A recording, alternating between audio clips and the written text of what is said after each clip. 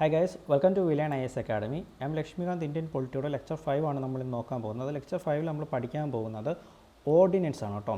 Ordinance നമ്മൾ അവസാന ക്ലാസ്സിലുള്ള വീറ്റോ പവറിനെ കുറിച്ച് പഠിച്ചു. ഓക്കെ, ഇന്ത്യൻ പ്രധാനമന്ത്രി ഇന്ത്യൻ പ്രധാനമന്ത്രി അല്ല, ഇന്ത്യൻ പ്രസിഡന്റ് ഓർഡിനൻസ് പുറപ്പെടുവിക്കുന്നത് ആർട്ടിക്കിൾ 123 പ്രകാരമാണ്. ഓക്കെ, ആർട്ടിക്കിൾ 123 ഇത് പഠിച്ചിരിക്കണം. ഓക്കെ, ഇത് അറിയാമെങ്കിൽ നമുക്ക് ഗവർണറുടെ ഓർഡിനൻസും പുറപ്പെടുവിക്കാൻ നമുക്ക് പഠിച്ചാൽ ഈ രണ്ട് ആദ്യം എടുത്ത് എഴുതുക. ആർട്ടിക്കിൾ 213 പ്രകാരം ഇന്ത്യയിൽ ഒരു ഗവർണർ ഓർഡിനൻസ് പുറപ്പെടുവിക്കുന്നത് ആർട്ടിക്കിൾ 213 പ്രകാരവും ഇന്ത്യയിൽ നമ്മുടെ പ്രസിഡൻറ്റ് അല്ലെങ്കിൽ രാഷ്ട്രപതി ഓർഡിനൻസ് പുറപ്പെടുവിക്കുന്നത് ആർട്ടിക്കിൾ 123 പ്രകാരമായിരിക്കും. ഓക്കെ, ഈ ക്ലാസ്സിൻ്റെ അവസാനം വരെ നിങ്ങൾ കാണുക. ഓക്കെ, സോ നിങ്ങൾക്ക് ഈ ഒരു ഓർഡിനൻസുമായിട്ട് ബന്ധപ്പെട്ട പല ചോദ്യങ്ങളും മുന്നോട്ട് വരുന്ന സമയത്തേക്ക് ഉത്തരം ചെയ്യാൻ വേണ്ടി സാധിക്കുന്നതായിരിക്കും. ഓക്കെ, എന്താണ് ബേസിക്കലി ഓർഡിനൻസ് എന്ന് പറഞ്ഞു കഴിഞ്ഞാൽ?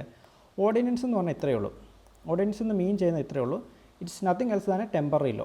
ഒരു താൽക്കാലികമായിട്ടുള്ള ഒരു നിയമം മാത്രമാണ് എന്തെന്ന് പറയുന്നത് ഓർഡിനൻസ് എന്ന് പറയുന്നത്. ഓർഡിനൻസ് എന്ന് പറഞ്ഞാൽ എന്താണ്? ഒരു താൽക്കാലികമായിട്ടുള്ള നിയമം. ഇനി ഏതൊക്കെ സാഹചര്യങ്ങളാണ് നമ്മുടെ പ്രസിഡൻറ്റ് ഓർഡിനൻസ് പുറപ്പെടുവിക്കുന്നത് അത് നമുക്ക് ആദ്യമേ നോക്കാം. ഓക്കെ, ഏതൊക്കെ സാഹചര്യങ്ങളിലാണ് നമ്മുടെ പ്രസിഡൻറ്റ് ഓർഡിനൻസ് പുറപ്പെടുവിക്കുന്നത് നമുക്ക് ആദ്യമേ നോക്കാം. ഓക്കെ, ഒന്നാമത്തെ സാഹചര്യം, ഇപ്പോൾ നമുക്കറിയാം നമ്മുടെ പാർലമെൻറ്റിൻ്റെ ഇരു സഭകളും ഉണ്ട്. ഓക്കെ, നമ്മുടെ പാർലമെൻറ്റിൽ ലോക്സഭയുണ്ട്, രാജ്യസഭയുണ്ട്. ഈ രണ്ട് സഭകളും ചേരാത്തൊരു സമയം എന്നിരിക്കും.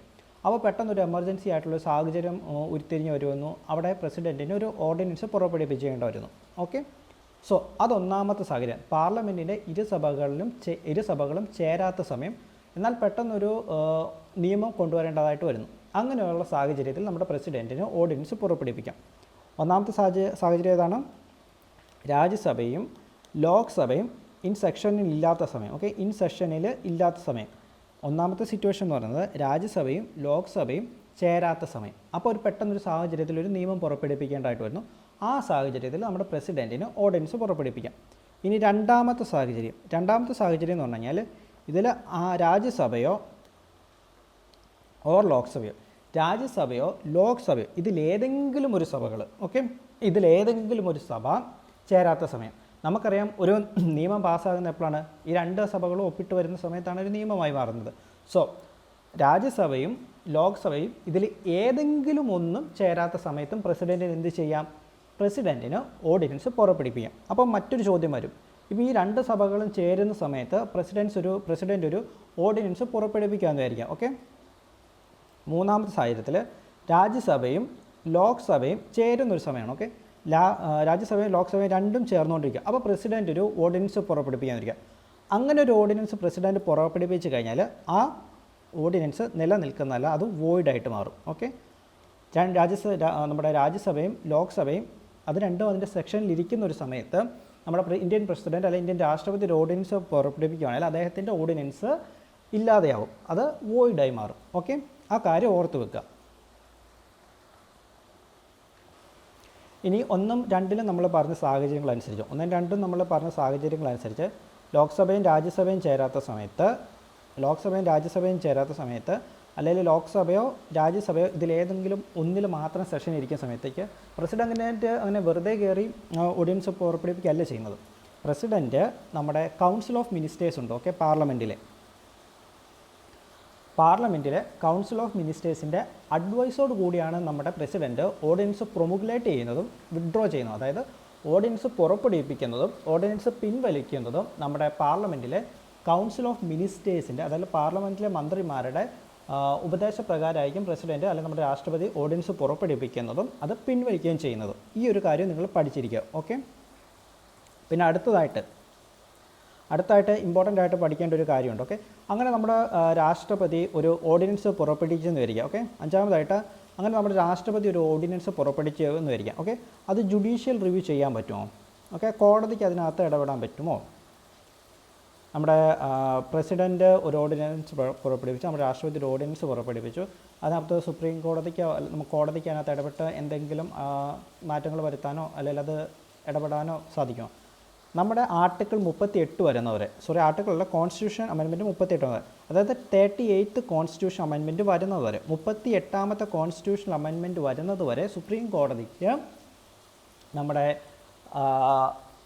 പ്രസിഡൻറ്റ് പുറപ്പെടുവിക്കുന്ന നിയമങ്ങൾക്കകത്ത് ഇടപെടാൻ സാധിക്കുമായിരുന്നു.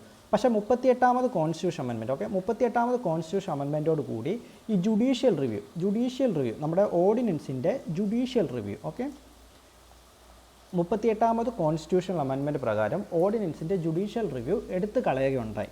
പിന്നീട് നമുക്കറിയാവുന്ന മിനി കോൺസ്റ്റിറ്റ്യൂഷൻ എന്ന് പറയുന്ന 44ാമത് കോൺസ്റ്റിറ്റ്യൂഷൻ അമെൻമെൻറ്റ്, ഓക്കെ, 44ാമത് കോൺസ്റ്റിറ്റ്യൂഷൻ അമെൻമെൻറ്റ്. 44ാമത് കോൺസ്റ്റിറ്റ്യൂഷൻ അമെൻമെൻറ്റ് എന്താണ്? 1978. ഇത് പഠിക്കാൻ വേണ്ടി ഒന്നുമില്ല.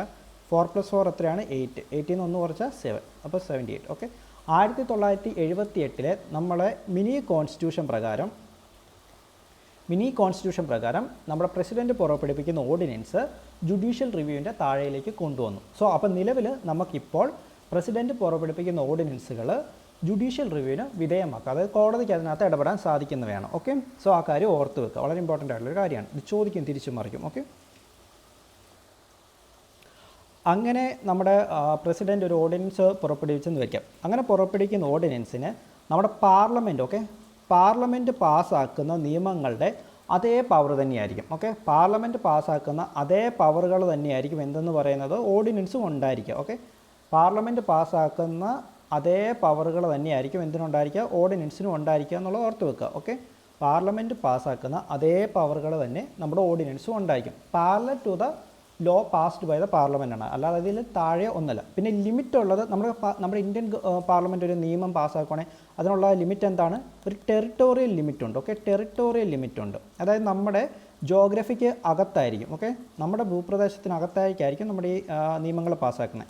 അതേപോലെ തന്നെയാണ് ഓർഡിനൻസിനും ഈ ടെറിട്ടോറിയൽ ലിമിറ്റ് ഉണ്ട്, അതായത് ഭൂപ്രദേശപരമായിട്ടുള്ള ഈ ഒരു ലിമിറ്റ് ഉണ്ട്, ഓക്കെ. ടെറിട്ടോറിയൽ ലിമിറ്റ് നമ്മുടെ ഓർഡിനൻസിനും ഉണ്ട്, ഓക്കെ. നമ്മുടെ ഇന്ത്യ എന്ന് പറയുന്ന രാജ്യത്തിനുള്ളിലേക്ക് മാത്രമേ പ്രസിഡൻറ്റിന് ഓർഡിനൻസ് പുറപ്പെടുവിക്കാൻ വേണ്ടി സാധിക്കത്തുള്ളൂ. രണ്ടാമതായിട്ടുള്ള ലിമിറ്റേഷൻ എന്താണ്? നമ്മുടെ പ്രസിഡൻറ്റ് പുറപ്പെടുവിക്കുന്ന ഓർഡിനൻസിൻ്റെ ഉള്ള രണ്ടാമതായിട്ടുള്ള ലിമിറ്റേഷനാണ് ഫണ്ടമെൻ്റൽ റൈറ്റ്സ്, ഓക്കെ. ഫണ്ടമെൻ്റൽ റൈറ്റ്സിനെ അബ്രൈഡ് ചെയ്യുന്നതായിട്ടുള്ള നിയമങ്ങൾ നമ്മുടെ രാഷ്ട്രപതിക്ക് പുറപ്പെടുവിക്കാൻ വേണ്ടി സാധിക്കുന്നത്. അതായത് ഫണ്ടമെൻ്റ് ഇപ്പോൾ ആർട്ടിക്കിൾ 15 കോൺട്രാഡിക്ഷൻ ആയിട്ടുള്ളൊരു നിയമം നമ്മുടെ പ്രസിഡൻറ്റിന് പുറപ്പെടുവിക്കാൻ വേണ്ടി സാധിക്കില്ല. അത് നമ്മുടെ പാർലമെൻറ്റിന് സാധിക്കുമോ നമ്മുടെ ഫണ്ടമെൻ്റൽ റൈറ്റ്സിനെ അബ്രൈഡ് ചെയ്യാൻ വേണ്ടി? ഇല്ല, നമ്മുടെ പാർലമെൻറ്റിന് സാധിക്കത്തില്ല. അതുകൊണ്ട് തന്നെ ഇപ്പോൾ നമ്മുടെ ഒരു പാർലമെൻറ്റ് പറയണം ആർട്ടിക്കിൾ 15 നാളെ മുതൽ ഇല്ല എന്ന് പറയുവാണെങ്കിൽ സാധിക്കുന്ന കാര്യമാണോ? ഇല്ല. ആർട്ടിക്കിൾ 15 എന്ന് പറയുന്നത് എന്താണ്? ആർട്ടിക്കിൾ 15 നമ്മുടെ ബേസിക് സ്ട്രക്ചർ ഓഫ് ദ കോൺസ്റ്റിറ്റ്യൂഷനിൽ വരുന്നതാണ്, ഓക്കെ. ബേസിക് സ്ട്രക്ചറിൽ വരുന്ന കോൺസ്റ്റിറ്റ്യൂഷൻ്റെ നമ്മുടെ ഭരണഘടനയുടെ ബേസിക് സ്ട്രക്ചറിൽ വരുന്ന ഭാഗങ്ങൾ അമെൻഡ് ചെയ്യാൻ വേണ്ടി സാധിക്കത്തില്ല, ഓക്കെ. അതൊന്ന് നമുക്ക് ഈ മാറ്റം വരുത്തി തോന്നിയ പോലെയൊന്നും ആക്കി മറിക്കാൻ വേണ്ടി സാധിക്കുന്ന കാര്യങ്ങളല്ല നമ്മുടെ ബേസിക് സ്ട്രക്ചറിലുള്ളത്. സോ അതുകൊണ്ട് തന്നെ നമ്മുടെ ഫണ്ടമെൻ്റൽ റൈറ്റ്സുമായിട്ട് ബന്ധപ്പെട്ട കാര്യങ്ങൾ നമ്മുടെ പ്രസിഡൻറ്റിന് അപ്ഗ്രേഡ് ചെയ്യാൻ വേണ്ടി സാധിക്കുന്നതല്ല, ഓക്കെ. പിന്നീട് നമ്മുടെ പ്രസിഡൻറ്റ് പുറപ്പെടുവിക്കുന്ന ഓർഡിനൻസിൻ്റെ മറ്റൊരു ഇതെന്ന് പറഞ്ഞത് അങ്ങനെ പ്രസിഡൻറ്റ് ഒരു ഓർഡിനൻസ് പുറപ്പെടുവിച്ചു, ഓക്കെ. പ്രസിഡൻറ്റ് പുറപ്പെടുവിക്കുന്ന ഓർഡിനൻസ് നമ്മുടെ കോൺസ്റ്റിറ്റ്യൂഷൻ അമെൻമെൻറ്റ് ഉണ്ടല്ലോ, നമ്മുടെ ഏതെങ്കിലും നിലവിലുള്ള നിയമത്തെ മാറ്റിമറിച്ച് ഇടുകയില്ല. അതായത് ഫണ്ടമെൻ്റൽ റൈറ്റ്സ് പറ്റില്ല എന്ന് പറഞ്ഞു, ഫണ്ടമെൻ്റൽ റൈറ്റ്സിനെ അപ്ഗ്രേഡ് ചെയ്യാൻ വേണ്ടി പറ്റില്ല എന്ന് പറഞ്ഞു. അത് നമ്മുടെ പാർലമെൻറ്റിന് പറ്റില്ല. അതുപോലെ തന്നെ ഇപ്പം നമ്മുടെ ഇന്ത്യൻ ഭരണഘടനയിൽ പല കോൺസ്റ്റിറ്റ്യൂഷൻ അമെൻമെൻറ്റ്സ് ഉണ്ട്. അങ്ങനെ കോൺസ്റ്റിറ്റ്യൂഷൻ അമെൻമെൻറ്റ് വഴി നമ്മുടെ ഭരണഘടനയെ മാറ്റിമറിക്കുവാൻ വേണ്ടി നമ്മുടെ പ്രസിഡൻറ്റിന് ഓർഡിനൻസ് കൊണ്ട് സാധിക്കത്തില്ല എന്നുള്ള കാര്യം ഓർത്ത് വെക്കുക, ഓക്കെ. നമ്മുടെ കോൺസ്റ്റിറ്റ്യൂഷൻ അമെൻമെൻറ്റും പ്രസിഡൻറ്റ് പുറപ്പെടുവിക്കുന്ന ഓർഡിനൻസും തമ്മിൽ എന്തായാലും ഡിഫറൻ്റ് ആണ്. നമ്മുടെ പ്രസിഡൻറ്റ് ഒരു ഓർഡിനൻസ് പുറപ്പെടുവിച്ച് കഴിഞ്ഞാൽ അതൊരു കോൺസ്റ്റിറ്റ്യൂഷൻ അമെൻമെൻറ്റ് ആയിട്ടൊന്നും മാറത്തൊന്നുമില്ല, ഓക്കെ.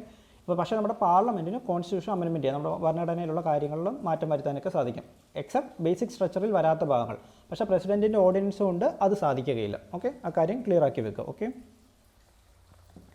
ഇനി എന്താണ് പ്രൊസീജിയർ എന്ന് പറയുന്നത്? ഓർഡിനൻസ് പുറപ്പെടുവിക്കാനുള്ള പ്രൊസീജിയർ എന്ന് പറയുന്നത് അതിലാദ്യമേ തന്നെ ഞാൻ പറഞ്ഞു, നമ്മുടെ ലോക്സഭയും രാജ്യസഭയും ഇതിൽ ഏതെങ്കിലും ഒരു സഭകൾ തന്നെ സെഷൻ ഇല്ലാത്ത സമയത്ത് മാത്രമേ പ്രസിഡൻറ്റിന് ഓർഡിനൻസ് പുറപ്പെടുവിക്കാൻ വേണ്ടി സാധിക്കത്തുള്ളൂ.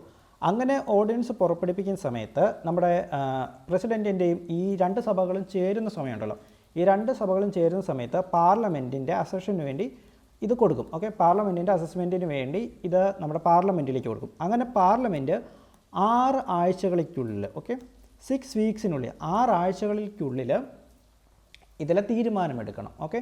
ഇൻ കേസ് 6 ആഴ്ചകൾക്കുള്ളിൽ പാർലമെൻറ്റ് തീരുമാനമെടുത്തില്ല എങ്കിൽ ഈ ഓർഡിനൻസ് പ്രസിഡൻറ്റ് പുറപ്പെടുവിച്ച ഓർഡിനൻസ് വോയിഡ് ആകും, അത് ഇല്ലാതായിപ്പോവും, ഓക്കെ. ആ കാര്യം ഓർത്ത് വെക്കുക. പ്രസിഡന്റ് പുറപ്പെടുവിച്ച ഓർഡിനൻസ് പാർലമെൻറ്റിനകത്ത് തീരുമാനം എടുക്കുകയും ചെയ്യാം, എടുക്കാതിരിക്കുകയും ചെയ്യാം, എന്ത് വേണമെങ്കിലും ചെയ്യാം.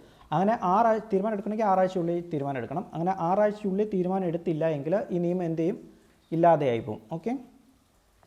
സോ അങ്ങനെ പറയുന്ന സമയത്തേക്ക് മാക്സിമം കാലാവധി വ്യക്തിയാണ്, മാക്സിമം ടൈം പീരീഡ് പ്രസിഡന്റ് പുറപ്പെടുവിക്കുന്ന ഓർഡിനൻസിൻ്റെ മാക്സിമം ടൈം പീരീഡ് അല്ലെ കാലാവധി എന്ന് പറയുന്നത് എത്രയാണ്?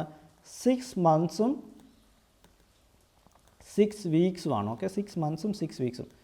ഈ 6 months എന്ന് പറയുന്നത് പാർലമെൻറ്റിൻ്റെ 2 സഭകളും തമ്മിൽ ചേരാൻ വേണ്ടി എടുക്കുന്ന മാക്സിമം ടൈം പീരീഡാണ് 6 months എന്ന് പറഞ്ഞാൽ. 6 weeks എന്ന് പറഞ്ഞു കഴിഞ്ഞാൽ പാർലമെൻറ്റിലേക്ക് കൊടുത്തു കഴിഞ്ഞ് അവരത് പാസ്സാക്കാൻ വേണ്ടി എടുക്കാൻ വേണ്ടി ഉള്ള മാക്സിമം കാലാവധിയാണ് 6 ആഴ്ചകൾ എന്ന് പറയുന്നത്. സോ അങ്ങനെ പ്രസിഡന്റ് പുറപ്പെടുവിക്കുന്ന ഓർഡിനൻസിൻ്റെ മാക്സിമം കാലാവധി എന്ന് പറയുന്നത് 6 മാസവും 6 ആഴ്ചകളുമാണ്. ഓക്കെ. സോ ഇത്രയാണ് നമുക്ക് പ്രസിഡന്റിൻ്റെ ഓർഡിനൻസ് മേക്കിംഗ് പവേഴ്സിലൂടെ പഠിക്കാനുള്ളത്. ഓക്കെ. സോ ഡെഫിനറ്റ്ലി ആരെങ്കിലും ചാനൽ സബ്സ്ക്രൈബ് ചെയ്തിട്ടില്ലെങ്കിൽ സബ്സ്ക്രൈബ് ചെയ്യുക. വീഡിയോസിൽ എന്തെങ്കിലും പോരായ്മകളോ എന്തെങ്കിലും ബെറ്റർമെൻറ്റോ നടത്തേണ്ടതായിട്ടുണ്ടെങ്കിൽ നിങ്ങൾ ഡെഫിനറ്റ്ലി കമൻറ്റ് ചെയ്യുക. ഓക്കെ. സോ അപ്പോൾ നമുക്ക് അടുത്തൊരു വീഡിയോയിലൂടെ നെക്സ്റ്റ് കാണാം.